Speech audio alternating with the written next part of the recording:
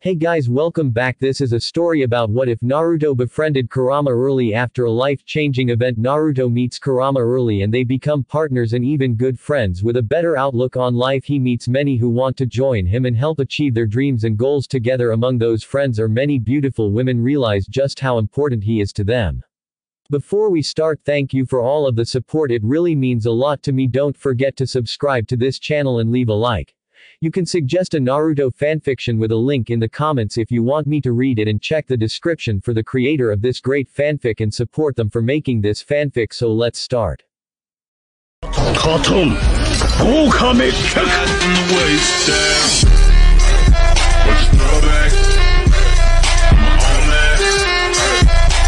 Warning. This story will contain mature language, sexual themes, and graphic depictions of violence and gore. Disclaimer. I do not own Naruto or any of its characters.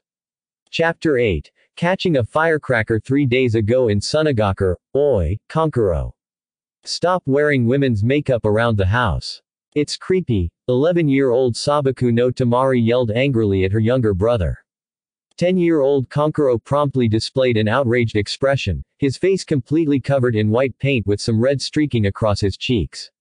To the cute young blonde girl, his affronted expression looked utterly ridiculous, reminding her of a clown. It's not makeup. It's war paint. You look like a clown preparing for war then. Oh, you did not just go there, bitch. I just did, asshole. What are you gonna do about it, you circus reject? This went back and forth for a few minutes in the common room of the Sabaku mansion, and they were about to come to blows. Meanwhile, their 9-year-old brother, Gaara, was sitting on a windowsill on the far wall staring out over the populace of Suna below. He was beginning to get irritated, and that did not bode well for anyone in the vicinity. When he was not having one of his psychotic spells, he was normally a quiet and cold boy who had no interest in the people around him. Unfortunately, listening to his older siblings' incessant arguing was getting on his nerves, and he was about to have another one of his episodes. Normally, Tamari and Kankuro would have been quiet and careful around their youngest brother. However, the stress of being tense all the time, living in the same house with a psychotic killer and having it going on so long, got to the two siblings, and they promptly forgot where they were. Shut up, a chilling whisper that somehow reached them all the way across the room stopped their arguing instantly. Their angry and glaring expressions seemed to melt slowly into ones of absolute dread as they robotically swiveled their heads in the direction of a twitching Gaara. At that point, the red-headed boy's killing intent crashed into them, and they stumbled back before freezing up in terror at the feeling of death washing over them. You have annoyed me long enough, and mother is calling for your blood. Gaara raised his cold voice into almost a roar at the end as he summoned some sand from his gourd. It shot out toward the other two siblings, shaped like a giant tendril. Before the petrified Kankuro could react, he was violently knocked back by the whipping sand into a wall, leaving him unconscious instantly. Tamari became even more terrified at what was happening as she took up a defensive position, her legs refusing to take her out of the living room and get away. Gaara smiled insanely as he raised an outstretched hand, and his sand was now crawling toward the unconscious Kankuro. Tamari, upon seeing this, felt her feet move forward, not backward like she wanted. Next thing she knew, she was standing in front of her unconscious brother staring at a giant swell of sand about to cover her even as she tried to blow it back with gusts of wind from a small fan she usually carried on her person. What the hell am I doing? Why am I trying to protect Kankuro? We don't even get along. Even as she thought those things, she knew why she was doing this. A small and weak, but resilient, part of her continued to wish to be a real family with her siblings someday, and she knew she'd protect Kankuro and even Gaara if he ever found himself outmatched, despite how extremely unlikely that was. They were all children of her beloved mother, and she knew Karura would have wanted nothing more than to see them all get along. The larger part of her cursed this desire bitterly for her stupidity, since she was going to pay with her life now. The sand splashing onto her body interrupted any more thought. She whimpered fearfully as she tried to blow the sand off to no avail. After some struggling, her fan was knocked out of her hand, leaving her defenseless. She looked up into Gaara's maniac eyes, and his insane smile froze her insides worse than the feel of the sentient sand crawling up to her chest. Gaara, why are you doing this? Exclamation mark. Or your siblings, family. We're not supposed to hurt each other. She pleaded tearfully. She thought it was her imagination that the sand stopped its movement for an instant and there was a flash of something in her brother's pale green eyes. That thought was gone in the next instant when the sand continued its progress up to her neck. A chilling and gravelly voice made her shiver even with the sentient sand restricting her movement. Our uncle tried to kill me. Even now, our own father, Gaara spat out that word hatefully, is allowing assassins to come after me. How should I believe the rest of you won't try anything with me as well? Quote. She had no reply for that. Besides, mother desires your blood and I won't disappoint her. Even now, Tamari had to allow a tear as she felt immense pity for her own brother, who'd rather listen to a monster instead of his own kin. She wished she could have at least done something differently to keep Gaara from reaching this point, but it was now too late. This is it, in the next 5 seconds he's going to do the Sabaku Soso, then my blood and insides will splatter all over this room in my own home. This isn't how I wanted to go. She took one last panicked gasp of breath before the sand covered her mouth. She could see Gaara lifting his hand up, fingers spread out as if he was holding an imaginary cup. In the next moment he would clench that fist and Tamari would be no more in this world, with Kankuro following soon after. Accepting her fate, the quad pigtailed blonde stayed still inside the shifting sand for what seemed like an eternity, awaiting her death. She knew something was wrong when she didn't feel dead yet. Instead, she felt an odd shifting sensation all over her body and the sand covering her seemed to vibrate erratically. In the next second, it began to dribble off her body quickly in large globs, as if it seemed to have just died. Shocked that she was still alive somehow, she stumbled and fell backward out of the rest of the sand, landing on her backside against the wall next to the still unconscious Kankuro. Sighing in relief and exhaustion from the ordeal, she looked up to see what stopped Gaara. Rasa, the fourth cage, was standing at the doorway into the room holding an outstretched hand up with a slightly alarmed expression.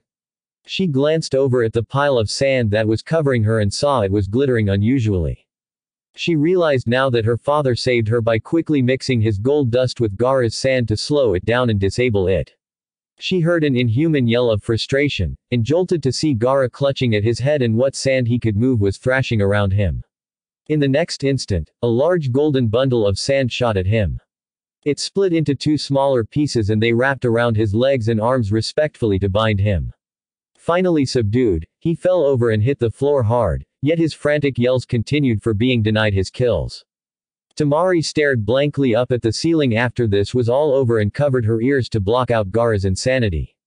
She began to shake and cry as she repeatedly went over the past few minutes in her mind, focusing on how close she came to dying at her own brother's hands. Rasa glanced over at his daughter, whose body was shaking and racking with sobs, and felt a small twinge of sadness in his chest. He decided at that moment she needed some fresh air and he would take her out of town on a long walk to Konoha to help her clear her mind.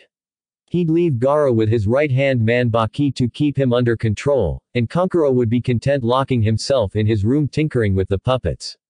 Present, in the tower outside the Hokage's office, Tamari.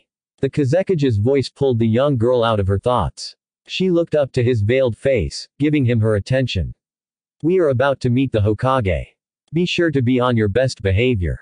She only nodded once and turned to look straight ahead with a somewhat dead expression on her face. They waited a moment before the Chunin secretary appeared and bowed to them. She told them the meeting had been moved to the formal hall a few doors down. Rasa quirked an eyebrow at that but decided not to dwell on this detail. They walked a short distance down the hall and waited while the secretary opened the door to stick her head in and inform the people inside that the guests were here. They heard a calm enter, and the Chunin opened the door wide for the 2 guests to step inside. The sight of this room impressed the 2 guests. It was set up like a traditional meeting hall, with 2 rows of cushions facing toward a raised platform at the far wall of the room. The entire wall was displaying an intricate mural of a large forest of dark green trees surrounding a large golden flame, apparently alluding to Konoha's famous motto, the will of fire. On the raised platform underneath the mural was a frame holding up a one-way transparent veil. Anyone facing the veil would only see shadows behind it. The guests noted there was a silhouette shaped like the 3rd Hokage. The Kazekage bowed while Tamari did the same, but her eyes were on someone else. She was somewhat curious about the tied-up blonde and whiskered boy wearing a bright orange jumpsuit sitting to the side by the raised platform. His eyes were squinted fox-like and he had a childish pout on his face as he seemed to be grumbling about something. Rasa never glanced over at the boy even once as he took his seat on the cushion closest to the platform while his daughter took a cushion behind and to the right of him. "Thank you for your hospitality, Hiruzen Dono. This is my daughter, Tamari." He indicated his daughter before continuing. "Though I do have to say I am curious about your use of the screen. It is my first time seeing you behind that in all of our meetings so far." Sarutobi Hiruzen had to sweat drop as he let out a brief chuckle. "You are always welcome here any time, Rasa Dono. My apologies for the sudden changes, but any time we met in Suna, you were usually sitting behind something similar to this. I thought I would give it a try for once." The cage allowed a nod of understanding even at this pitiful excuse.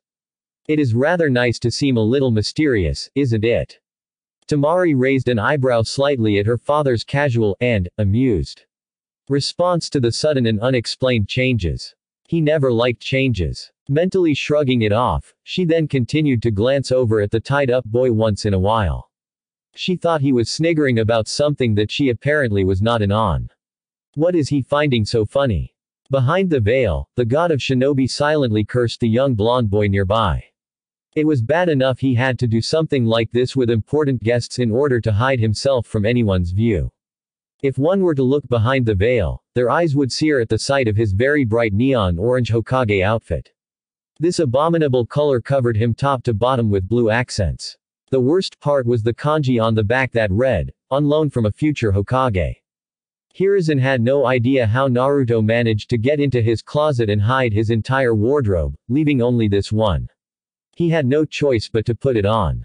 Upon arriving in the office, the Anbu guards promptly fell out of their shadows laughing. Before their embarrassed leader could even utter the order, one of them was already leaving to retrieve Naruto for him. He was busy scolding the boy and questioning him on the whereabouts of his clothes when he got the message that the cage was here for a meeting. Slightly panicking, he changed the meeting to the formal hall and had a paper veil set up quickly. It would be too much for him to have the usually stoic cage even chuckle at his odd wardrobe.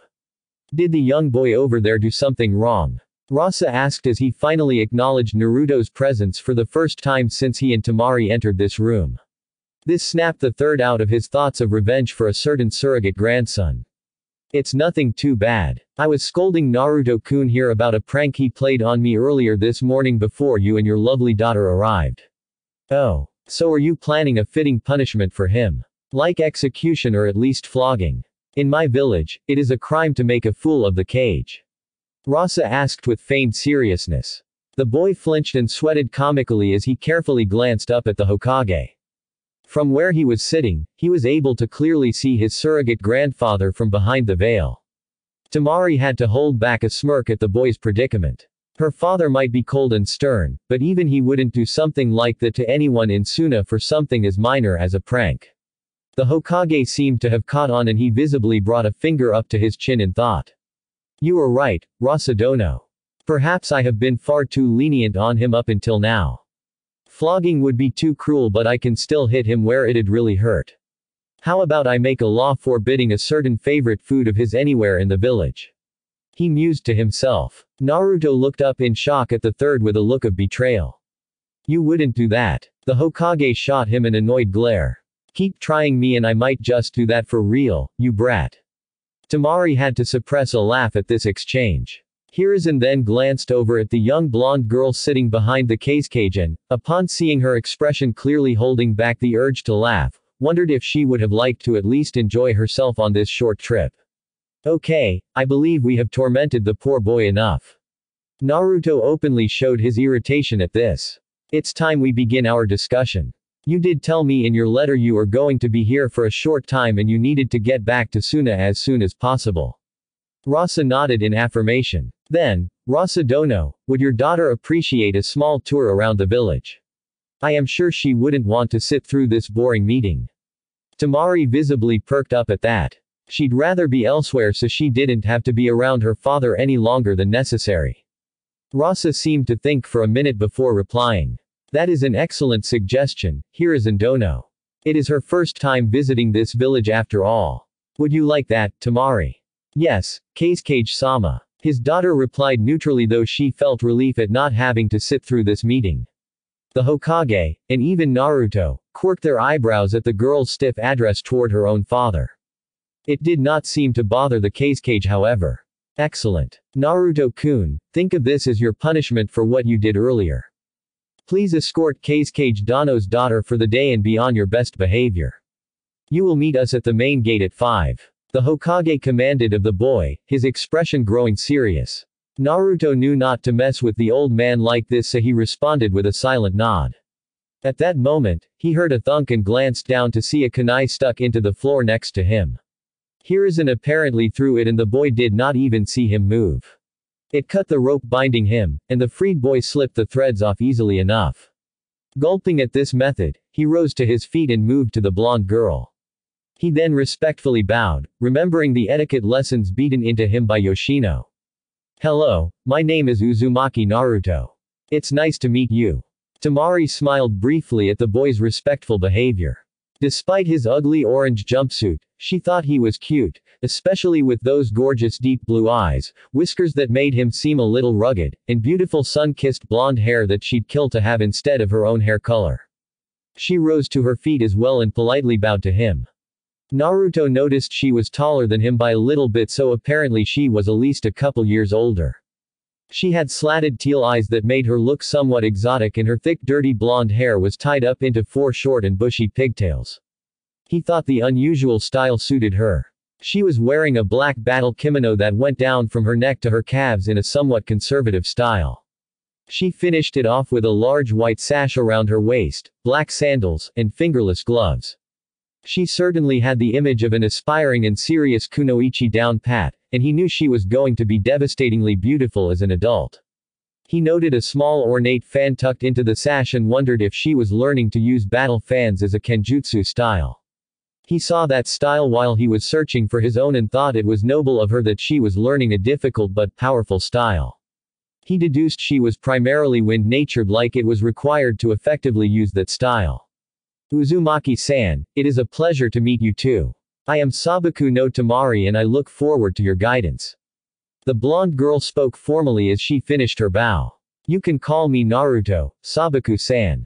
I'm not one for formalities unless I have to. Naruto replied easily with a friendly smile. Then I would prefer to go by Tamari as well, Naruto-san. I have 2 siblings, so it gets confusing with just the surname. The boy nodded as he walked off toward the door, followed by Tamari. Stopping at the door, they turned around and bowed to the cages before stepping out. After the door closed, the Kazekage slowly removed his face veil and turned to his fire counterpart with a smirk. Now that it's just the 2 of us. Please tell me, Hiruzen Dono, exactly why you are hiding behind that screen. I assume it has something to do with that young boy's prank you were scolding him about. The Hokage visibly cringed and sighed in defeat as he stood up to slowly step out from behind the screen, his all-orange Hokage robes now in full view. There was a dead silence for a minute as both cages stared at each other. Hiruzen's expression was one of extreme resignation while Ross's was one of visible shock as his lips began to twitch upward. Outside with Tamari and Naruto, they heard loud laughter erupt from the room they just left. That was the Kazekage's voice. He never laughs. The blonde girl murmured in shock with a small shudder. Guess the old man told a funny joke. The other blonde cheekily said with a foxy grin, deciding not to elaborate further on the details as they used the stairs leading down. Tamari was slightly confused at how he addressed the Hokage, but decided not to inquire about that for now as she was just too stunned overhearing her father laugh heartily like that for the first time ever in her life. So is there anything in particular you'd like to do, Tamari-san? Naruto cut into her daze as they stepped outside onto the street in front of the tower. She just shrugged with a neutral expression. Thanks to having Gaara as her brother, her brash and blunt nature, and the fact her father was the Kazekage, any children her age would not play with her. Aside from training, she rarely did anything fun since Suna was not a friendly place with its harsh desert environment. Life there was more about surviving rather than enjoying anything. So she only had 2 hobbies. Floral appreciation and that. She would be embarrassed if anyone found out about it since it could ruin the tough image she built up if word got out. Okay then, how about ice cream? What's that? Naruto facefaulted. Wait, you've never had it, he exclaimed as he stared at Temari as if she grew a new head. She found his awestruck expression irritating as he apparently was referring to a luxury item that the other villages took for granted compared to her home village. She had been through this many times with visiting dignitaries. Suna is different from Konoha in that we spend most of our time just surviving and making sure we have enough crop, imported goods, and water to live on. We never had much time for luxuries that you Konoha people apparently do. She replied in a cold tone. She apparently did not appreciate being reminded that the other great shinobi villages prospered compared to her own.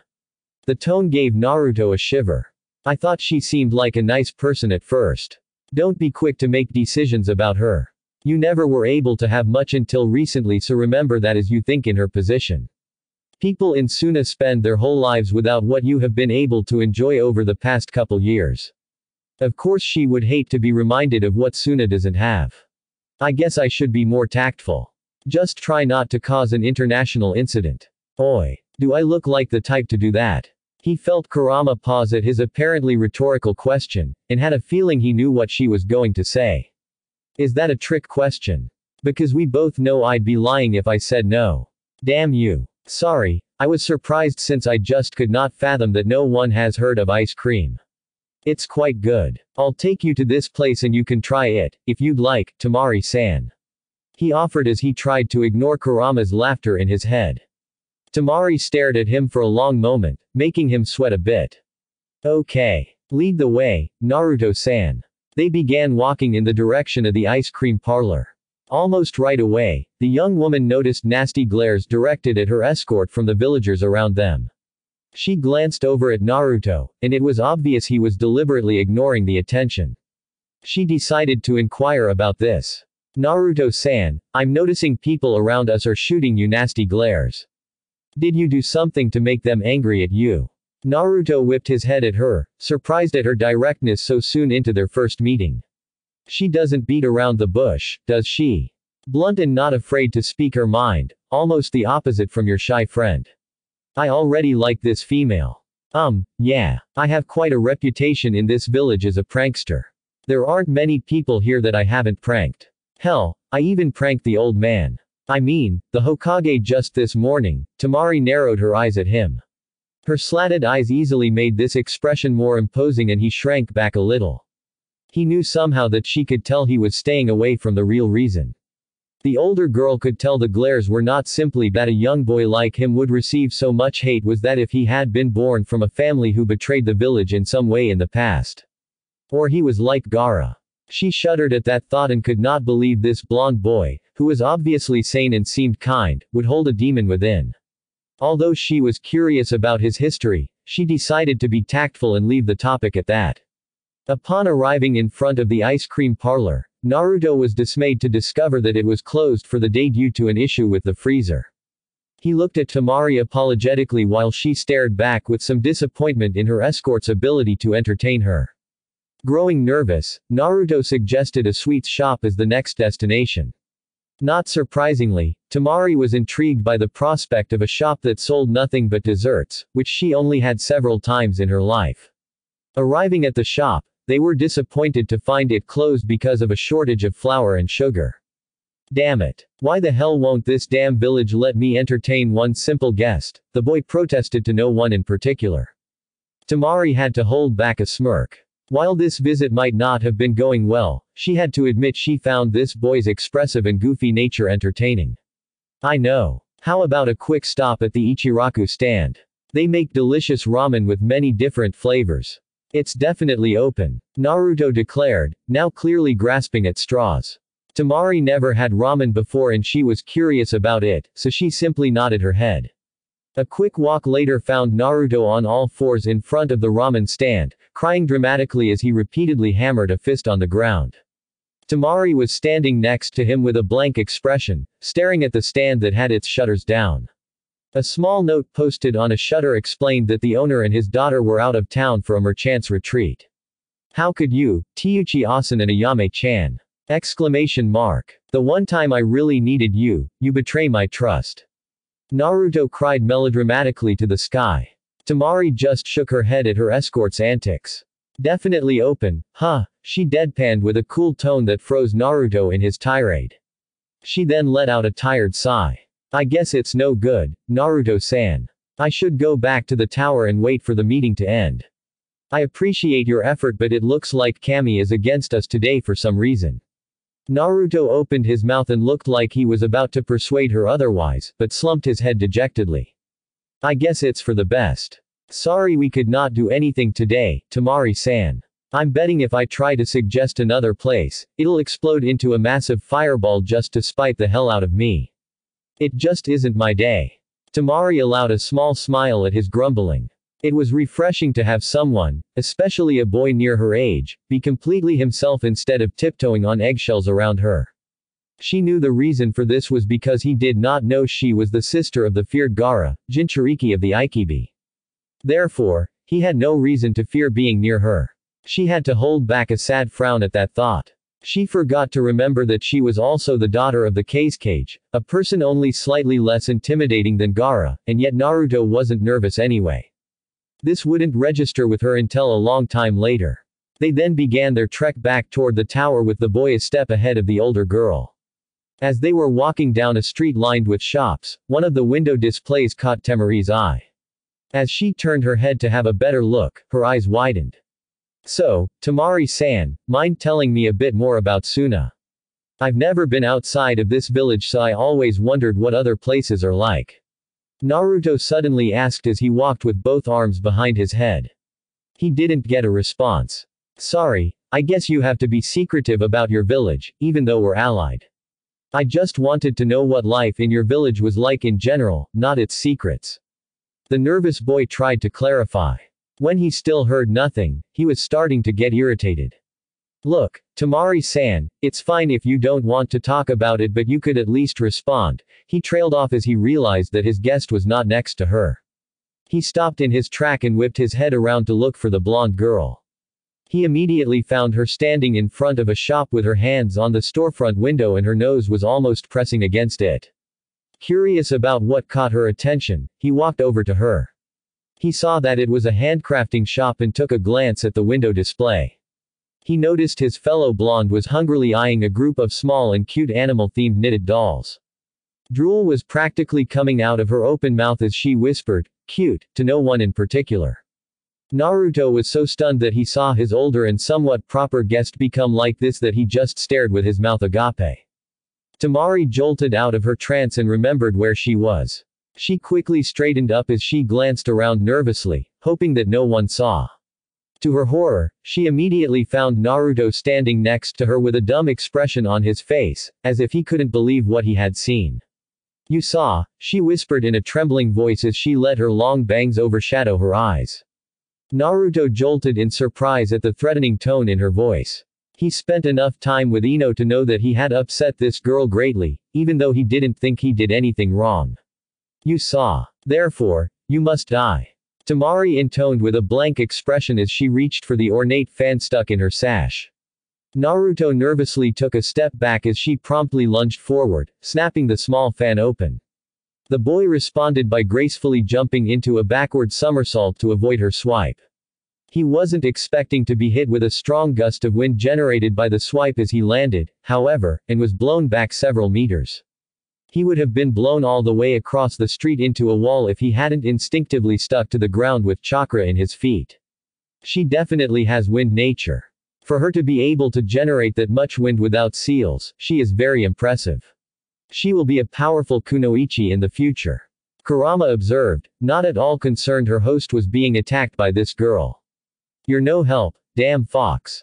Temari continued her charge forward, her expression determined as she struck with several kicks and jabs. Naruto was impressed with her level of taijutsu as he deftly dodged her attacks. He knew many aspiring war fan users usually focused on long-range attacks and only used defensive styles for taijutsu in case opponents got close somehow. He then quickly remembered this wasn't the time to be impressed as he was nearly blown off his feet again by another swing of his guest's fan. Many bystanders were watching this little scuffle, amused at a pair of children playing around. Meanwhile, the Anbu standing watch over the pair from the shadows were nervously praying to every deity for their blonde nemesis to not cause an international incident. Oi, wait, I didn't do anything wrong. Don't tell me this is because I just discovered you have a cute hobby. Just how far will you go? You don't need to prove that you're already strong. Naruto quickly said with both his hands up in front of him. Temari suddenly stopped her next swipe just when the fan was about to hit him. She blinked owlishly at his nervous expression. You don't think it's weak? Of course not. You're strong and I can tell that from the last couple minutes. Just because you have a cute side doesn't mean you should hide it all the time. Hearing that, she blushed adorably as she let her fan fall out of her limp fingers and dangle by its strap around her wrist. She then squatted down in the middle of the street with her knees touching her chest, and covered her reddening face with both hands. Seeing this from whom he deemed to be a strong and prideful girl made his cheeks slightly pink. He and many onlookers watching this thought the same thing. She couldn't get any more cuter than this if she tried. It would be too boring if she's just proud and stiff all the time. It's nice she has this side. It sounds like you're trying to talk Temari-san up to me for some reason, because I don't know why else you would be interested in other, puny humans. Kurama just shrugged. I'm just saying what's on my mind. He figured he wasn't going to get any more out of her about this and decided to put that aside. He squatted down so he'd be level with Temari. Temari-san, if you'd like, we can go into that shop and see if we can get you a couple of these dolls. He offered. His guest perked her head up at that, her embarrassment completely forgotten. Her teal eyes sparkled with a bright smile lighting up her adorably childish expression at the thought of pursuing her now not-so-secret hobby. Naruto was almost compelled to bring a hand up to block the imaginary light radiating off her in waves. Okay, I was wrong. She just got cuter. Gah. All this cuteness is killing my mojo. 15 minutes later found both blondes stepping out of the shop. Temari was displaying a happy and content smile as she was holding and petting a knitted doll that looked like a weasel in her hands. Naruto smiled at this display, happy he finally got to see his guest open up a little. So you have a hobby of collecting and knitting your own dolls. I think it suits you, Temari-san. He remarked. Temari blushed slightly at her escort's compliment as she tucked the new doll away in her waist pouch. I keep a small collection at home. Only my brothers know of this, so you're the first one aside from family to find out. They're kinda my pretend friends because I don't have any back in Suna. She trailed off, surprised that she'd told a boy she just met a 4-in-1 even something like that. She just felt so calm around Naruto that it seemed natural to open up a little. She glanced warily over at her fellow blonde, expecting to be made fun of. To her surprise, he just nodded with a cute foxy expression as if he seemed to understand. I know the feeling. I'm an orphan and I live by myself. Until recently I didn't have friends, so I just talked to the plants I keep around my apartment once in a while. Still do even now. Naruto replied without any hesitation. Temari smiled at her escort's honesty. So you got a green thumb, huh? Didn't peg you for the type. She teased lightheartedly. Didn't peg you as the knitting type. Touché, Naruto-san. As they were chuckling, a young girl's voice cut into their pleasant atmosphere. Naruto. I wasn't expecting to run into you here. Both blondes followed the voice down the street to find another one of their kind, a cute young girl with shoulder-length platinum blonde hair. She was dressed in shorts and a tank top, a good choice for this warm day. She was standing next to a beautiful brown-haired woman in a light yellow sundress. As she was so young-looking and shared many features with the other girl, Temari automatically assumed them to be sisters. Ino-chan, Kana-chan. Naruto called back with a bright smile as the duo moved close to them. Temari noted the one called Kana was watching her carefully, and had a feeling this woman was a kunoichi like she aspired to be. Ino hopped on Naruto for a quick hug, not noticing the blush on his face, but someone did when Kana mentally filed this moment away for future blackmail material. What are you doing here? You don't normally come to this area, and who's this? She inquired, before finally noticing the older, and rather pretty, girl standing next to him. Her eyes narrowed subconsciously as she felt an unknown twinge deep within, but ignored it. She would realize much later that it was a tiny and jealous voice squeaking at her to defend her territory with extreme force. I'm showing her around this village, he replied before politely gesturing to Temari, who bowed slightly. This is Sabaku no Temari. She's from Suna with the Kazekage on a diplomatic trip, and it's her first time here. He introduced, tactfully leaving out the part about her being a Kage's daughter.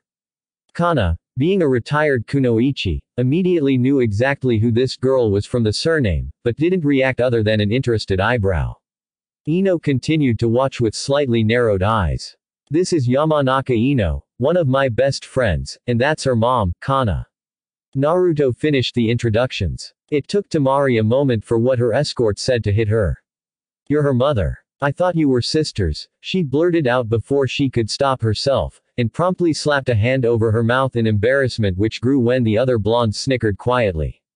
Kana let out a lovely laugh and tilted her head to the side with a dainty hand on her slightly pink cheek.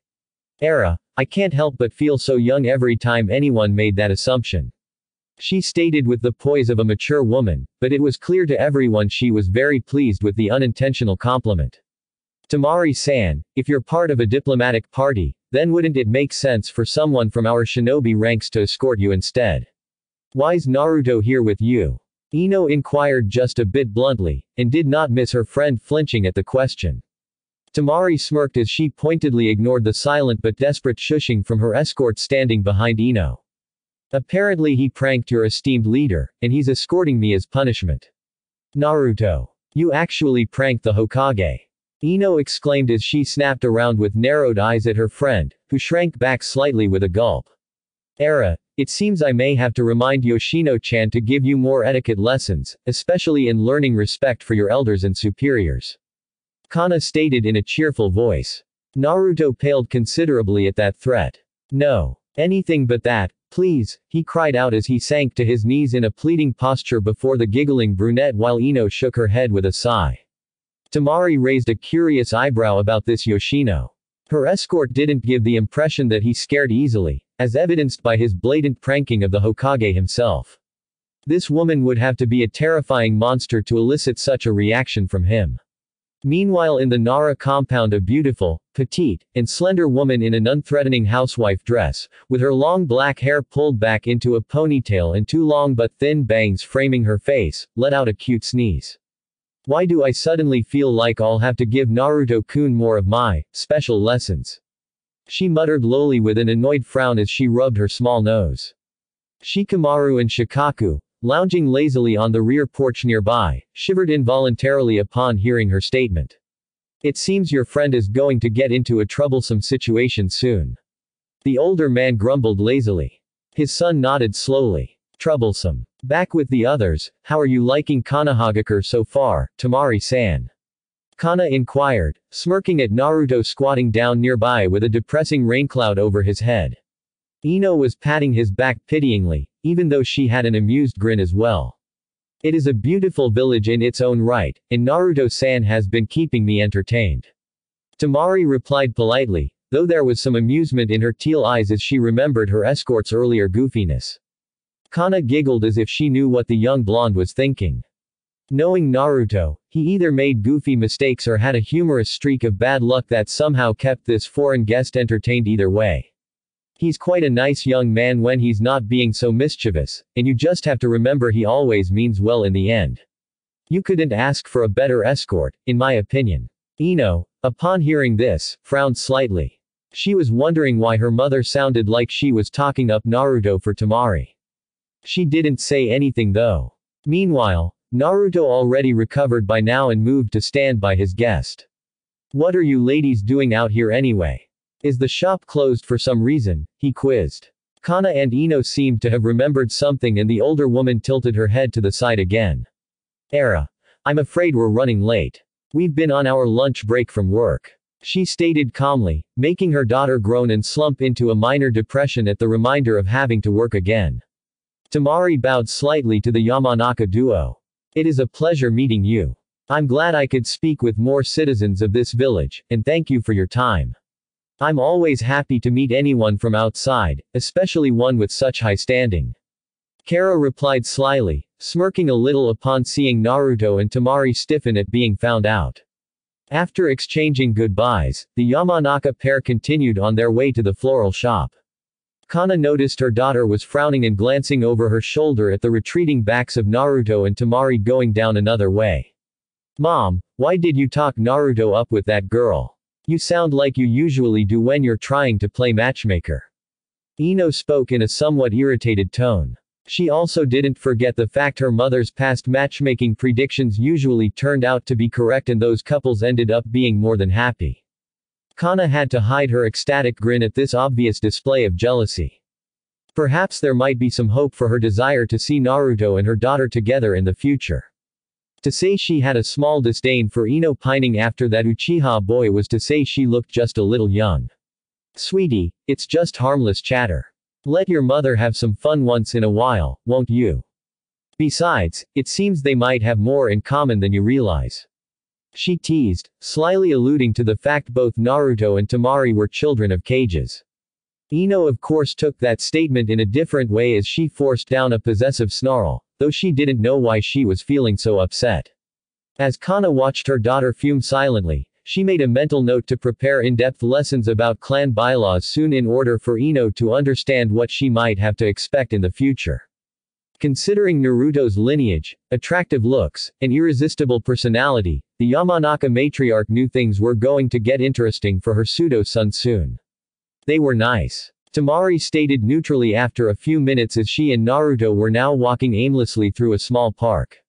They apparently forgot about her wanting to get back to the tower after that encounter.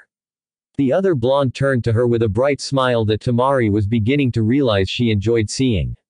They're the greatest. Kana-chan used to take care of me on and off for a while until I got on my own feet. She and Nara Yoshino were the ones who taught me everything I needed to know in my early years. He replied with fondness in his tone for the women he considered to be his mother figures. And Ino-chan, she's my first friend ever, and I'll always stick with her through anything for that. He finished with even more affection in his voice at the thought of the Yamanaka heiress. Temari could tell he cared so much for this Ino that even she was beginning to get envious of that affection. She also could tell he felt for her more than a friend should, but decided not to press on that. This was between them. As they settled into a comfortable silence while taking in the sights around the park, Naruto noticed how Temari seemed to enjoy the scenery. Having an idea, he checked the position of the sun in the sky and deduced that they had about 2 hours until the cage's meeting was over.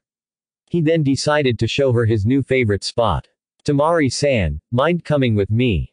I just thought of a place I think you'd like, he suggested with a smile.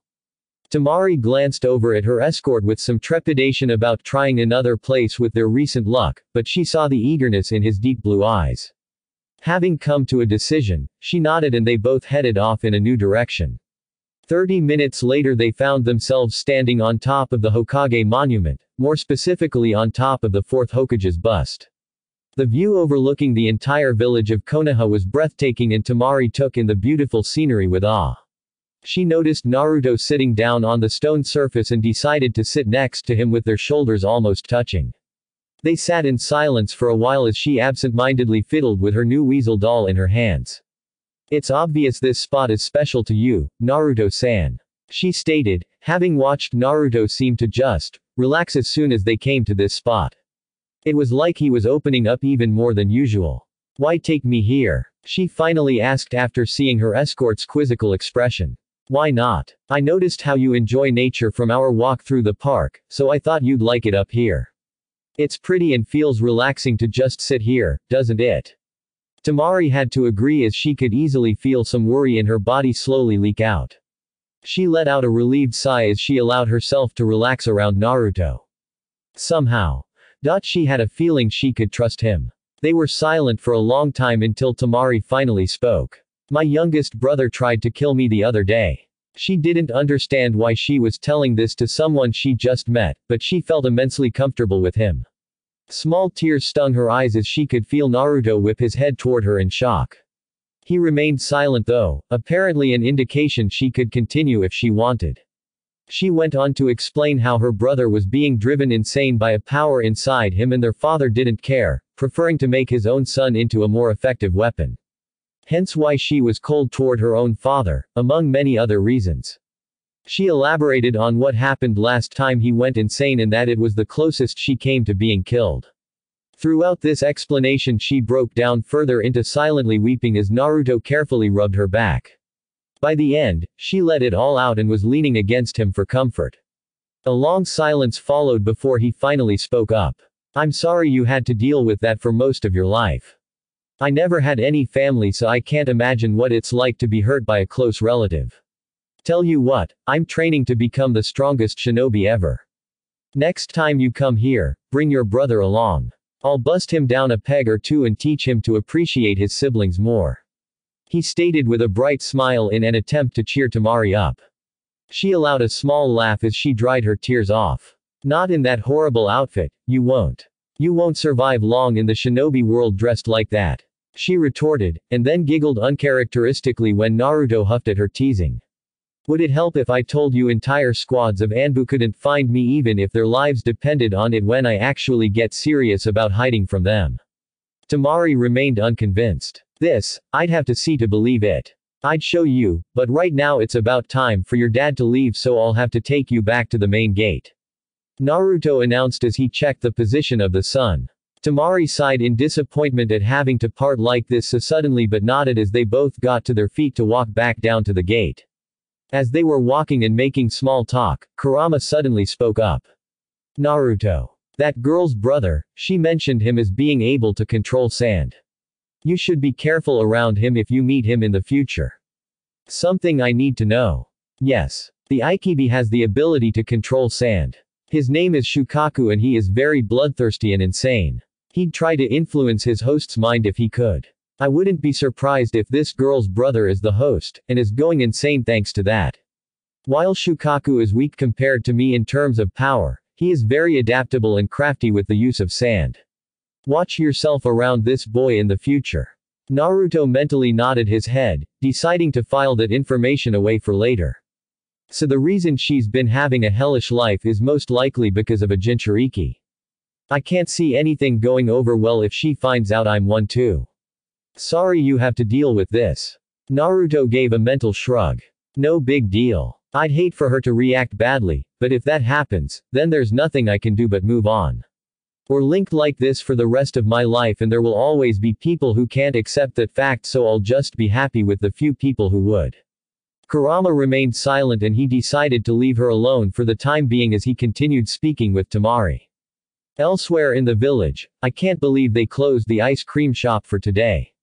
This is a rare off day from training and I wanted some banana ice cream. Hyuga Hanabi grumbled as she walked briskly back to the Hyuga compound with her escort behind her. I am sorry this happened, Lady Hanabi. We will be able to return another day however.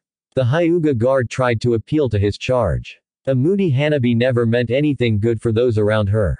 Only Naruto was able to cheer her up with ease, and he wasn't around. Hanabi didn't say anything more as she continued to seethe. After they walked in silence for a moment, she heard a thud and a grunt. Next thing she knew, her guard's body fell forward beside her and it landed on the ground with a thump. She could see blood seeping down the man's forehead. In a panic, she spun around to see who caused this only to see two pairs of hands reaching for her.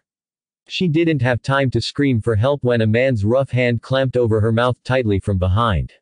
At the main gate 30 minutes later Naruto and Temari arrived at the gate just before 5 o'clock. They found the Hokage and Kazekage standing by the guardhouse talking. The rest of the Suna party were loitering around outside the gate waiting to leave. Naruto noticed the Hokage had changed his outfit to a black traditional shinobi outfit, complete with a gray gauntlet on his right arm, sandals, and a white piece of fabric displaying the kanji for Third Hokage, covering his shoulders. His armored battle hood, adorned with his Hitai 8, hung at his waist. The Kages turned to the children. Hello, Naruto-kun and Temari-san. How was your day? Rizuan greeted with a pleasant smile as Temari bowed to him. I had a good time. Thank you for having Naruto-san escort me, Hokage-sama. I'm glad to hear that. Naruto-kun can be a good boy when he's not being mischievous. Oi, Hokage Gigi, why are you wearing that outfit? Is there a battle going on? Naruto inquired innocently before being conked on the head by a slightly irritated third. I hope you have not forgotten your prank in which you hid all of my wardrobe and left me with nothing but a bright orange Hokage outfit. Unlike you with your jumpsuit, I refuse to be caught dead in public wearing that. I was forced to unseal my combat outfit just so I can see the Suna party off. He muttered grouchily with a twitching eyebrow. Temari had to giggle at what Naruto's prank turned out to be. Ooh. Sorry, I did forget, hee hee. Naruto chuckled nervously with his sheepish pose. The third just sighed, told Temari his goodbyes, and went back to finish up his conversation with an amused Kazekage. Temari and Naruto took a brief walk a small distance out the gate before facing each other. Hokage Gigi. Temari raised a quizzical eyebrow. Oh, he's sort of my grandfather figure. He takes care of me sometimes while I'm living by myself. Naruto clarified. She nodded with a gentle smile. Naruto-san, I just want to thank you for coming along and for listening to me. I'm sorry I dumped all of that on you. She bowed before a sheepish Naruto. It's not a big deal, really. I've had a tough life too, so I could understand some of what happened to you. I just hope you'll find a way to fix all of this. If not, then I'll do it instead if you want me to. He assured with a confident expression before blushing slightly and glancing away a little. Even though it was punishment, I'm happy I was your escort for the day. It was really nice. Temari blushed a little at her fellow blonde's kindness and sincerity. She decided it would not hurt if she kept in touch with him via letters. Naruto-san, I would like, she was interrupted by Konoha Chunin suddenly appearing at the Hokage's side with an alarmed expression. I apologize, Hokage-sama, but you need to know that a Hyuga main member has been abducted. We found her guard dead near their compound. We're not able to pinpoint who or where the suspects went, and all we know is that it's been about 30 minutes since she was taken. He reported urgently. The Hokage narrowed his eyes at the news and everyone heard a snarl from Naruto. Temari was surprised when he suddenly left her side and sprinted up to the Chunin. Who was it? Who's been taken? The boy growled with an enraged expression that made everyone around him shiver. My youngest daughter Hanabi. A man's voice drew everyone's attention to a tall Hyuga man approaching at a brisk pace with a girl at his side. Panic was evident on Hinata's face while Hiyashi was barely keeping a hold on his own emotions. There was another angry snarl from Naruto, and Temari assumed he knew whoever was kidnapped. The blonde boy then put on a calm but serious expression as he turned to the Hokage. Hokage-sama, I believe I can help find her quickly, but I need your permission. He addressed the older man, and Temari was surprised to see all trace of the cheerful and goofy boy she had been with most of the day gone. He was all business now. Hiruzen was surprised to say the least. His surrogate grandson had never addressed him like this before. What do you intend to do? You know I have my sense of smell. I know Hanabi-chan's scent, and my clones can smell it just as well as I do. I could use some of the power to bring up tons of them and send them out in all directions until one of them finds her scent. It'll dispel to let me know where and I'll go full power to catch up with the kidnappers and try to slow them down until backup comes. Naruto was clearly hesitating to mention his hidden power, but he was determined. The Hokage had to admit that was the best plan. He was sure it would take too long to form an organized search party and pick up the trail before the kidnappers got out of their territory. However, it would mean the boy revealing his hidden Jinchuriki status to everyone nearby, including his friend Hinata. Naruto-kun, are you sure? Hanabi-chan is precious to me. I can't worry if people will hate me afterward when she's in danger, and I could have saved her. Naruto-san. Hiyashi's voice interjected. Naruto whipped his head toward Hiyashi, surprised that he was addressed as such by the clan head. Please do what you must to help rescue my beloved daughter. I will speak with Hinata about this in the meantime and I will make sure she understands. Hiyashi bowed deeply at his hips. He wanted so badly to go with Naruto and hunt down the bastards that dared to take his daughter, but he had to remain behind his clan head and to protect Hinata in case there might be another attack. Hinata was stunned at her father's action and his faith in Naruto.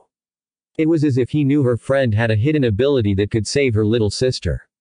You have my permission. We're outside the barrier so the chakra from your release won't bother anyone inside the village.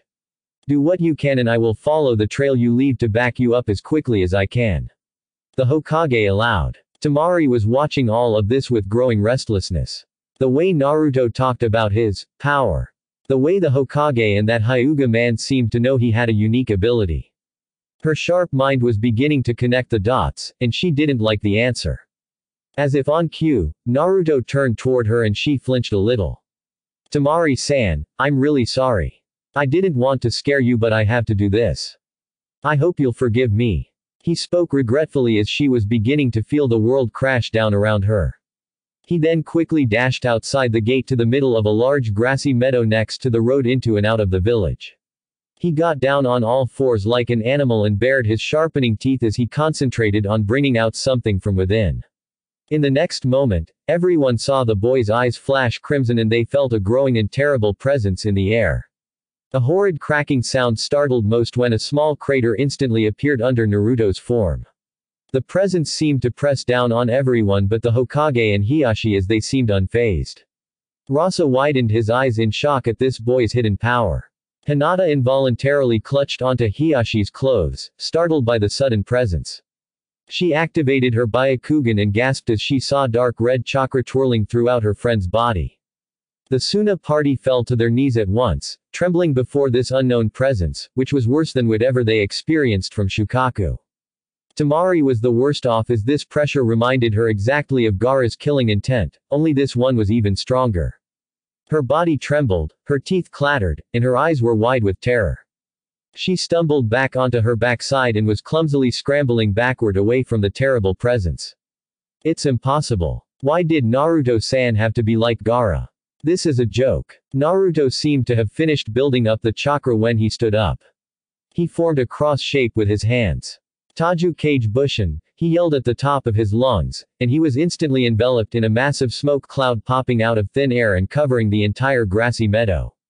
The powerful presence in the air disappeared instantly at this point, and everyone assumed this was apparently used to power this jutsu.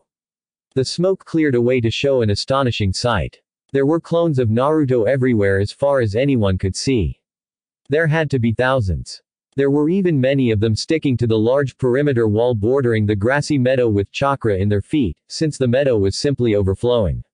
Okay, boys. When you find Hanabi-chan's scent, dispel to let the rest of us know. After that, the rest of you converge toward where the trail was found. Follow it and try to slow down the kidnappers when you catch up until I get there. Go. The real Naruto yelled from within the group and all the clones jumped and scattered in all directions with a deafening roar of, "Yes, boss." A long moment of silence followed with no one saying anything. Naruto just stood still alone in the middle of the meadow, feeling a little vulnerable by himself for everyone to stare at him. He was growing afraid as he was readying himself for any negative reaction. Naruto-kun, a whisper carried into the still air. Everyone turned toward Hinata. Her eyes were wide open in shock as she gingerly stepped up close to within 5 feet of her friend. She was the closest to him of anyone. What was that? She whispered again. Naruto glanced down, pain evident in his eyes. He let out a resigned sigh and looked up at her with a determined expression. That was me using the power of the Kyuubi no Kitsune sealed within me to help create these clones. He said evenly, his gaze set with Hinata's own as she gasped. Temari let out a quiet whimper upon hearing this, as she knew the Kyuubi was much stronger than Shukaku. And now I plan on using more in a minute to get stronger and faster so I can use the speed boost it provides to catch up with the kidnappers as quickly as possible. I'm sorry I kept this from you for so long, Hinata-chan. Naruto's voice cracked as he was expecting Hinata to lash out at him in anger for holding the Kyuubi. But, how? I thought the Kyuubi died years ago. Hinata's tone seemed to sound more curious than afraid, which surprised Naruto. He hopefully looked up at Hinata's concerned expression. There was no trace of fear or hatred. I'll answer that, Lady Hinata. There was no way any human could actually kill a Biju, so the fourth did the only thing he could do, which was to seal the demon into a newborn. The newborn that was used for the sealing stands before you. The reason you did not know that fact was because I created a law forbidding everyone in Konoha from openly talking about that on pain of death. So please do not blame Naruto-kun for not telling you. He was only following my recommendation. The Hokage spoke softly from next to Hiashi, who nodded in confirmation. Hinata widened her eyes before letting her bangs overshadow them. Naruto-kun, you. Naruto flinched as he was expecting his longtime friend to get angry with him any minute. He certainly wasn't prepared for her pouncing on him to wrap her arms around his neck. Now I understand everything. I know why the stupid villagers hate you. I'm so sorry you had to suffer, Naruto-kun. You have no idea how much of a relief it is for me to know why they hurt you, and why you put up with it. She cried, her tears flowing as she imagined the pain her friend must have endured. Naruto was too stunned to hug her back as he felt happy tears flow down his cheeks. He told someone and she didn't hate him. Even better, she accepted him for who he was. After a long minute of sobbing, Hinata had to pull back and sniffled. We'll talk more. Please, use everything. Naruto smiled assuredly. I promise, Hinata-chan. And I never nodded and stepped back to the edge of the meadow to join her father at his side. Naruto nodded his assertion. WWY, a trembling voice drew everyone's attention to Temari, whose expression was changing from terror to anger. Why do you trust him so much? He's just going to blow up and kill you all one day, she shouted as she tried to make sense of this whole thing. Jinchuriki weren't supposed to be this nice or self-sacrificing. Hinata's expression darkened at this unknown girl's tone. Why did you act nice to me? Was it to fool me for your own amusement before you decide to kill me? I'm not going to give you that satisfaction, and stay the hell away from me, she snarled hatefully at the blonde boy. She didn't want to believe there was another Gaara around her. She had enough of the nightmare she suffered with her own brother for so long. She immediately regretted what she said as she watched Naruto's expression shatter and his beautiful blue eyes dulled as he slowly looked down at the ground with a pained look. She could literally hear his heart breaking. At this point, it felt like she was doused with ice-cold water and she regained control over her emotions.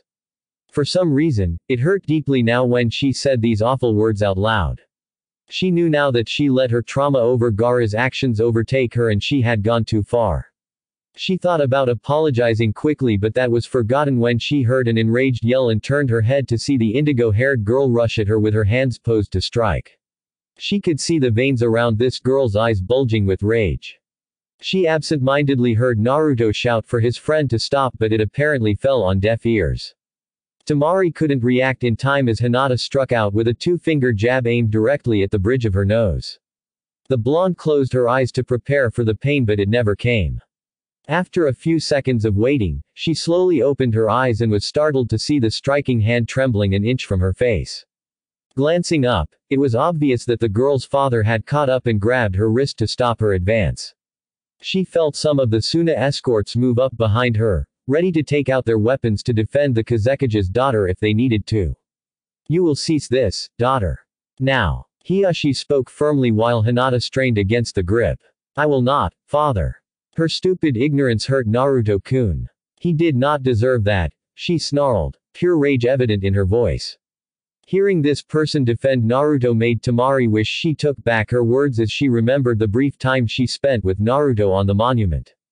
Hiyashi looked like he was going to have to get physical to stop his daughter. Hinata-chan. Stop this. Naruto's shout from where he stood seemed to have finally gotten through to Hinata as she stopped straining against her father's grip. You don't know what she's been through. She has reasons to fear me. He stated calmly, and Temari felt even worse. The person she hurt deeply was defending her, and she could see the hurt expression still on his face. She wanted to vomit and wallow in her own self-loathing. But Hinata tried. Leave her alone. She's about to leave, so let her go. We won't have to see her again, okay? He reasoned as he turned away. The statement's finality and the gesture felt like they punched an ice-cold hand into Temari's chest and squeezed her heart. Hinata seemed to have calmed down some, but she gave Temari one more angry glare. With a disgusted growl, she turned to walk with her father back next to the Hokage while the blonde girl slumped, staring down at the ground with watery eyes as she could not look up at Naruto anymore. Naruto briefly glanced at Temari slumped over on the ground and he could tell she regretted her recent outburst. He enjoyed his time with her, but he supposed her emotional scars at the hands of her brother were too great. It was best she didn't have anything to do with him anymore to avoid further stress for her. Though, hearing that from someone I just met today hurt worse than the worst insults from the villagers, some of whom I've seen all my life. I wonder why that is. He flinched as he got a memory from one of the clones. He could almost smell Hanabi's scent as if was here. One of my clones found her trail. It's northeast of here. It smells like there were 3 other people with her. From what I've seen from the clones' observations, they weren't very good at covering up their trail. He announced aloud, making most of the nearby people forget about what happened with Temari. Land of hot water is in that direction. We do not have any treaty with that country, so if they make it in there, we cannot follow. They must be Chunin or even Genin if they're not covering up their tracks well, but it doesn't mean you can be careless though. Only engage if you know you have a shot. The Hokage advised. Naruto just nodded as he got down on all fours again and seemed to concentrate even harder. The powerful presence came back in full force and it was even stronger this time. However, everyone were expecting it and withstood the pressure better, with the exception of Temari who still involuntarily trembled. Naruto's features turned positively feral with his enlarging whiskers, fangs showing past his lips, his fingernails extending into claws, and his eyes became more slatted with crimson slits now.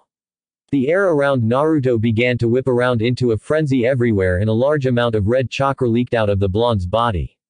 He threw his head up in a powerful roar, and even more chakra came out at once in an instant, causing a larger crater to form underneath him with a brief tremor following. This forced everyone around him to take a step back at this awesome power. The chakra whipped around in random directions for a long moment before it began to compress around the boy's body to form what looked like a shroud, and it was shaped like a fox. Everyone could see a long chakra tail form, only to be joined by another one a moment later. Naruto let out a loud exhale as he directed his crimson eyes at Hinata, who was staring at him in obvious awe, before he spoke in a deep rumbling voice. Okay. I'll be going, everyone. I'll explain more later, Hinata-chan. Temari-san. Temari flinched at her name being called and she still could not look him in the eyes. I'm sorry you had to see this. Good luck with your situation and I hope you'll be happy eventually. If you ever need help, the offer's still good. Take care and goodbye. Before she could try to say something, she was blown back like everyone else when Naruto disappeared in an explosive burst of speed, causing a gust of wind to whip out. Next thing she saw was a large trail of dust leading around Konoha's tall wall to the northeast as it disappeared into the distance. Hinata turned to wrap her arms around her father's waist as he patted her back. I hope he'll find her. We can't lose her, father. She trailed off and began to sniffle. Hiashi could only nod as they remained standing, not willing to move until Naruto returned. Hopefully with Hanabi. The third issued some orders to some arriving Anbu, and turned to his wind counterpart. I am sorry you had to see a domestic issue just now. Unfortunately our goodbyes will need to be short since I'm taking a quick stroll into the forest to find the children.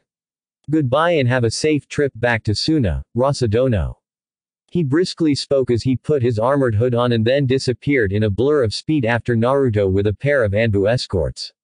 The Kazekage narrowed his eyes as he walked up to his party and ordered them to make preparations to leave. He glanced over at Temari, who was still sitting on the ground staring at the spot where Naruto was standing a moment ago with large tears flowing down her cheeks. I'm sorry, Temari. It seems all I did when I brought you here was give you another bad memory. He turned his head toward where Naruto disappeared. But that boy, he is strong for his age. He might be able to beat my son in combat as he is. The meeting was successful as I managed to get them to redirect more of the Wind Daimyo's mission requests to us, so that should appease my people enough for a while, but there might still be some conflict later. I'll have to cease the council's pathetic assassination attempts on Gaara and then personally train him to at least match up to Konoha's own Jinchuriki. 15 minutes later in the forest Naruto quickly came upon Hanabi's scent and was following it for the past 10 minutes. The landscape blurred by him at an insane velocity as he sped ahead on all fours through the thick forest. The longer he ran, the faster he seemed to go as his determination to find Hanabi continued to grow. He blurred by most of the clones that he created earlier as they loudly encouraged him to hurry the hell up and that they'd catch up soon. At this point, he began to get memories from the clones ahead of him when they finally engaged Hanabi's kidnappers.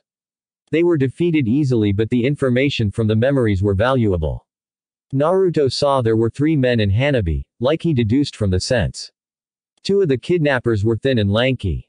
The third, a large man, had Hanabi, tied up and gagged, struggling valiantly under his arm. They were dressed in plain light blue shinobi outfits similar to what Kiri-nin wore. Naruto's suspicions were confirmed when one of the clones had a good look at their Hitai-8, which each showed the insignia of Kurigakure with a scratch through it. The way they fought the clones clearly showed them to be around Chunin level in skills. That information along with their terrible skills at covering up their trails made Naruto wonder how they broke into Konoha and kidnapped Hanabi without anyone noticing. It's most likely an inside job. Kurama's comment nearly made him trip. What? It's the only way to explain how these imbeciles got past your village's barrier. They must have had help. Whoever did this is probably letting anyone with enough money buy, and maybe that's also how Kumo found out details about you they should not have known. Naruto narrowed his eyes at the memory of Hisashi's death. He sometimes felt a small pang of guilt in the back of his head that if Kumo hadn't known so much about him, then it wouldn't have led to the political maneuvering which caused Hisashi's unnecessary death. I don't like the idea of someone betraying Konoha like that, but I'll have to bring this up with Hokage Gigi. If it was really true, then I'll gladly rip that son of a bitch into pieces. I certainly would like to see that. Back to the situation at hand, when you encounter them, go in fast and hard. Try to take one or two of them out at once, beginning with the one holding that child. You only have limited time before my chakra would begin to hurt your body. If anyone remains, try not to reveal all of your tricks at once. Try to keep one hidden until you lure them in and spring a trap. I understand, Kurama. With that, Naruto sped up just a bit more as he could feel the clock ticking down on his chakra mode. The scenery around him melted into one big green blur as he focused his heightened vision ahead into almost a tunnel vision. He could smell the sense of Hanabi and the kidnappers growing stronger as he got closer. Finally, his vision picked up a hint of light blue. On that cue, he slowed down and leapt up to a tree. He then sprang off toward another, repeating this silently until he landed on a limb when he had a clear view of the missing nin, especially the large man with Hanabi. They were clearly shaken by the sudden appearance of clones from everywhere and now by the large and terrible pressure of Kurama's chakra growing in the air around them. They did not see the blonde up in a tree in the distance winding his right arm back as if he was preparing to throw a ball. A few minutes earlier Hanabi would not stop struggling and mumbling loudly through her gag as she showed angry defiance on her face, which was an odd reaction from a young girl towards the three scary-looking men who abducted her. She was bad at obeying orders, and that was before the clones suddenly showed up. She apparently recognized those clones and struggled even harder since then. The leader was getting fed up with the girl. He was glad that they would soon be dropping her off with their client at a meeting spot up ahead. He would just have to hold his patience until then. He just wished these pathetic clones weren't getting in their way and testing his patience so much just when they were so close to completing their mission. This blonde brat really was annoying. As they were hopping across tree branches, they were abruptly set upon by a wave of massive and terrible killing intent.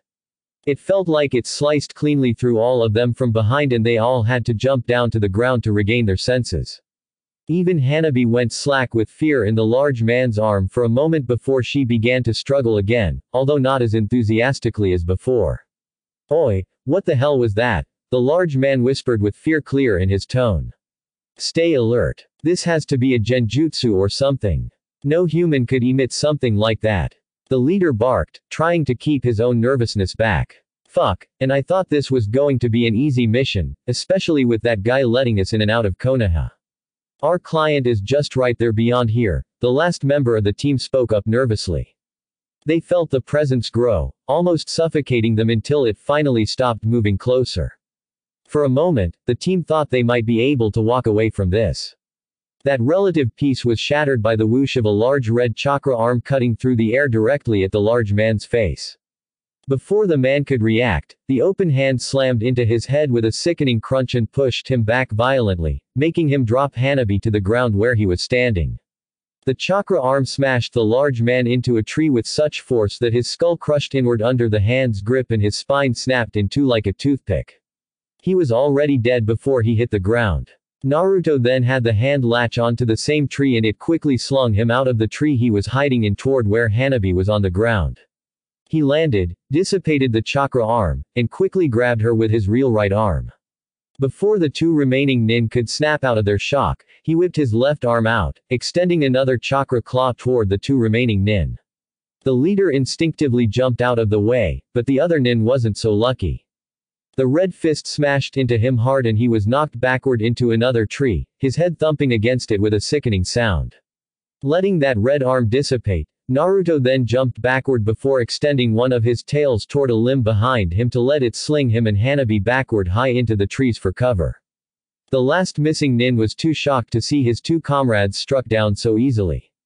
He could not wrap his mind around the fact that the blonde brat wasn't normal and his anger overtook his rational thoughts. "I'm going to kill that fucking brat," he growled as he disappeared into his own cover in the trees. As this was going on, Naruto tree hopped a little farther into the forest before setting Hanabi down on a tree branch. Figuring time was up with his chakra shroud, he let it dissolve to return to normal and he was now panting slightly since that mode left him tired but still able. Hanabi was stunned and overwhelmed that her, Oni-chan, was the one who used the terrifying power, but she was glad it was him saving her. Facing her, Naruto put a finger to his lips to make sure she would be quiet. She frantically nodded with grateful eyes as he silently cut the rope with his sharpened fingernails and removed the gag. Hanabi quickly hugged him tightly around his neck and he could feel her trembling body as it racked with silent sobs. The boy narrowed his eyes in anger toward the nin for inflicting such a traumatic experience on this young girl. He leaned in to whisper as he gently pried her resisting arms off his neck. "Hanabi-chan, we can't get away quietly but we do have someone coming. I'm going to distract the last guy. I want you to sit tight with those two." Naruto indicated two clones that silently appeared behind Hanabi, surprising her slightly. "And do not come out until you see me or the Hokage." Hanabi didn't want him to go by himself and she was going to insist, but Naruto immediately jumped down to the ground and disappeared out of view. She growled as she couldn't go after him thanks to the clone's grip on her. She could only hope he would be okay and activated her Byakugan to try to follow what was happening beyond her hiding spot. Growling as he dispelled another clone that came out of hiding from the dense foliage around him with his kunai, the missing nin was getting angrier by the minute. Just how long was this brat going to keep sending those clones at him? And just how much chakra did he have? These clones were coming from everywhere and they seemed to be growing in number each passing minute. All of a sudden, everything fell silent around him. The nin did not hear any more rustling of leaves and not even any of this forest's animals. A cold sweat dripped down the man's neck as he concentrated on searching for any sign of danger. Before he could think further on this, the bush in front of him exploded outward to spit out the blonde kid who slashed a clawed hand at his face. Fortunately for him, he was prepared as he ducked under the strike and tried to lash out with his kunai while the boy was still in the air. However, he was intercepted when a clone appeared from his side and kicked the stabbing arm off course, missing the first one by inches. He now knew the one in front of him was the original if another copy had to save him. This sent him into an excited frenzy. Naruto, upon landing from his missed strike, snarled and dashed in close to get under another one of this nin's deadly swipes and lashed a leg out to kick at one of this man's knees. Unfortunately for Naruto, the nin was resilient and the knee took the strike without breaking, like he had hoped. He cursed being a child. Even though he had grown much stronger, he was still no match for an adult's full strength. A full swing kick caught him in the stomach and he was punted away. Grunting in slight pain as he recovered midair, he spun and let his momentum carry him to a nearby tree. He slammed against it with all of his limbs latching on with chakra. The nin was momentarily surprised at his quick recovery, and that was all the blonde needed as he launched off the trunk at a surprising speed toward his enemy with an outstretched hand, its fingernails sharpening into claws. The nin was too surprised to see the blonde kid recover unexpectedly that he wasn't prepared for the retaliation when sharp claws slashed diagonally across his face. A few seconds later, he was screaming in rage and pain as he clutched at his face with a hand. That left his stomach defenseless, which Naruto took advantage of when he dashed and leapt into a full-force double drop kick that managed to launch the man back to slam against a tree. The man still wouldn't go down as he began to blindly flail around with the kunai in his hand, hoping to catch a piece of the blonde even in his blinded state. Naruto effortlessly dodged each swipe as he moved closer to the man, now nothing more than an injured rabbit trying to stave off death against a fox. A lucky swipe would have cut Naruto in the neck if he hadn't grabbed the wrist just before it connected. The nin gasped as the boy kept a firm grip on the wrist before he jumped toward a tree, dragging the disoriented man along. He bounced off and spun in midair toward another nearby tree, still keeping a firm grip. The nin cried out in discomfort as his arm was being twisted to nearly its breaking point. Upon reaching the second tree, he shot toward the ground, making the overextended man spin around and fall off his feet easily. Landing, Naruto let out a roar of exertion as he pulled the still falling and disorientated man from behind to sling him forward at high speed toward yet another tree. The nin smashed into the tree with a cry of pain and almost broke it in two. Somehow, the older man stayed conscious, but he was in so much pain he couldn't move anything. Realization came to the blonde. I think I'm starting to understand why you've been making me practice the grappling and throwing kata of Raging Fox more than the others. I'm impressed you caught on already in your first life or death battle. I predicted that if you faced any threat at this point in your life, it would be against someone adult-sized. Even with your increased strength and speed, the size difference would be too great to make effective use of the striking kata in most cases. Good job on quickly eliminating those three. Now, I think you have some questions for this one. Who sent you? Naruto growled as he stepped up to the barely conscious man. It took the nin all his effort to perk his head up to glare balefully at the boy through his ruined face. Naruto wasn't fazed. It's obvious you're the grunts. There's someone else who wants my friend. I want to know who that is. Also, who helped you break into Konoha? Fuck you. The nin forced out, his heated gaze still set on Naruto's ice-cold gaze. The boy shrugged. Alright, I was trying to help you. The Hokage is coming any minute and the first thing he will do is send you to interrogation since he will be very particularly interested in the breach in Konoha's defenses. I have heard horror stories about the head of interrogation and he'll make my kicking all of your asses seem like a pleasant dream in comparison. If I told the Hokage you offered information, I could put in a good word and it'll make your stay somewhat more pleasant. Don't give a fuck. Just kill me. Suit yourself. The blonde backed away a few steps and stood there to wait for the Hokage as the man seemed to have fallen into unconsciousness. Too bad I can't use your chakra for now. It'd probably scare him shitless. We'll just have to let the old fart loosen this one's tongue. I wonder why we never covered torture methods. Maybe I'll add that to our lessons. That sounds unappealing. I don't think I have the looks to pull off a menacing interrogator anyway. On the contrary. I think seeing your disarming smile and innocent blue eyes while you slowly pull a man's entrails out through his anus might make him want to give up every single detail ever since he was born. Naruto raised an eyebrow. You think I have a great smile? He grinned upon hearing the fox face fault in his head. I would think you would be more alarmed by the other half of my previous statement. I was kind of expecting a Tsukuyomi to that one. Sorry to disappoint, my friend. I'm already used to you. Kurama snorted at his cheekiness and they fell into silence as he waited for any backup. After a minute, Naruto twitched as he heard rustling in the bush nearby. Upon smelling the scent, he sighed as Hanabi burst out of the leaves. What happened to my clones? He irritably asked the sheepish girl. I lost them when I had to pee, she lied badly. After a hard look from Naruto, she broke down. Alright. I saw you beat this guy so I got free with my juken. I figured it'd be okay if I came to you now, Oni-chan. Doesn't matter. If I tell you to stay, you stay.